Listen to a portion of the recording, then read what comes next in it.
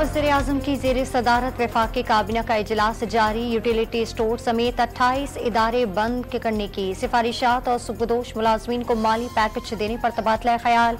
1.5 लाख सरकारी असामियाँ ख़त्म करने की मंजूरी भी एजेंडे का हिस्सा। यूटिलिटी स्टोर्स मुमकिना बंद करने के खिलाफ इस्लामाबाद में मुलाजमीन का एहतजाज दूसरे रोज भी जारी। हुकूमत ने मुलाजमीन से मुज़ाकरात के लिए आज का वक्त मांग रखा है। कराची के मुख्तलिफ इलाकों में हवा के साथ तेज बारिश। सबसे ज्यादा बारिश कायदाबाद में 52 मिलीमीटर रिकॉर्ड। सड़कों पर पानी जमा हो गया, दरख्त गिर गए, ट्रैफिक की रवानी मुतासर। बारिश का सिलसिला 31 अगस्त तक जारी रहने की पेशगोई। कराची के बेशर शाहराहों को क्लियर दिया गया। वाटर कॉरपोरेशन का अमला मुतहरिक है। मेयर कराची मुर्तजा वहाब को दावा।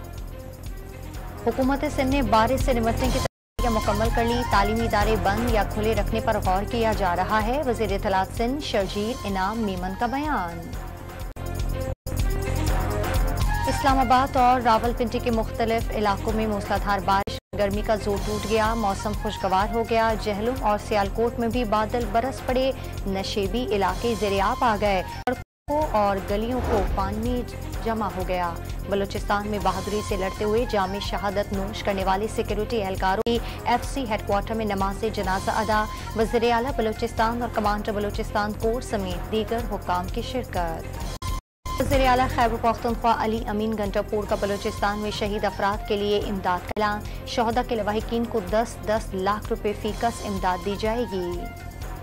थाईलैंड में सैलाब और लैंड स्लाइडिंग से 22 अफराद हलाक, दर्जनों जख्मी। 30,000 से जायद मकान मुतासर, कच्ची आबादियां बह गईं।